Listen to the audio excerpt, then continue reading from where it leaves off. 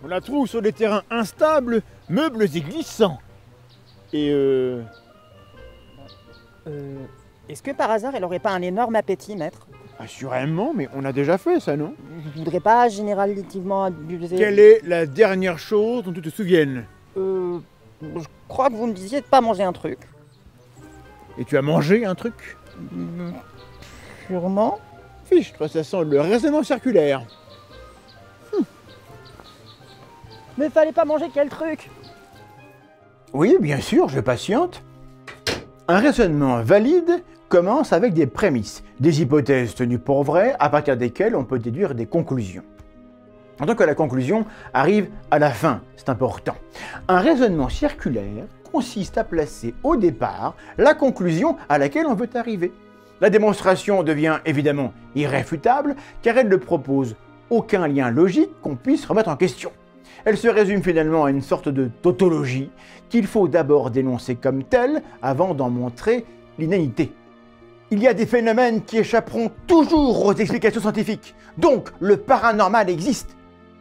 C'est un raisonnement circulaire car le paranormal est défini comme ce qui est inexplicable par la science. Par conséquent, la phrase revient à dire que le paranormal existe parce que le paranormal existe, ce qui ne nous avance pas beaucoup ni n'étaye en aucune façon aucun phénomène que l'on voudrait rattacher à ce libellé. Et en plus, inexpliqué ne veut pas dire inexplicable, évidemment. Parfois, nous nous contentons de reformuler la conclusion souhaitée. Auquel cas, il n'y a pas tant justification circulaire que refus pur et simple de se justifier. C'est comme ça, parce que c'est pas autrement.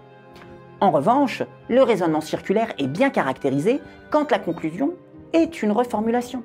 C'est un complot. Et ces événements profitent à des gens, comme par hasard. Et puisqu'il y a des gens qui profitent de ce qui s'est passé, et bah c'est parce qu'ils ont comploté.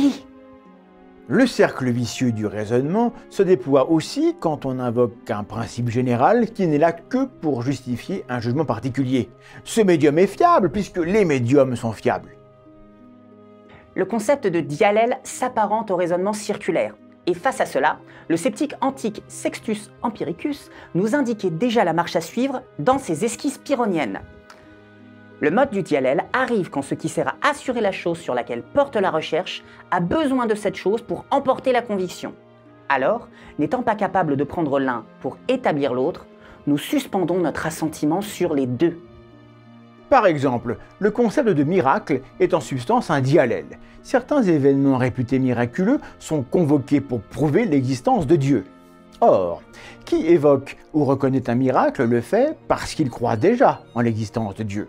En l'absence de croyance, on pourra sans effort conclure à une absence d'explication. Un miracle est un miracle parce qu'on dit que c'est un miracle lorsqu'on croit que les miracles existent. C'est une thérapie efficace puisqu'elle fonctionne. Notons l'exception suivante. Le raisonnement par l'absurde peut prendre une forme qui rappelle le raisonnement circulaire. Il s'agit de partir d'une conclusion ou d'un mode d'argumentation pour montrer que l'on en tire des conséquences forcément fausses, absurdes.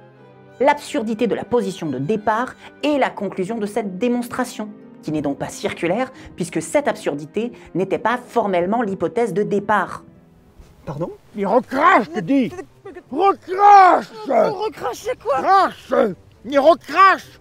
Rétropétition circularum!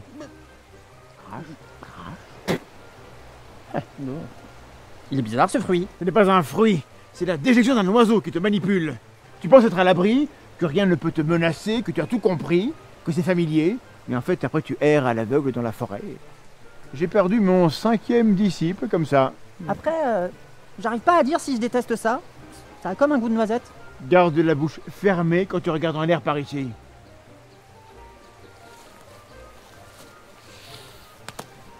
Le raisonnement circulaire n'est pas votre ami. Laissez-le dans son environnement naturel, les conversations stériles que nous ferions tous mieux d'éviter. Maître,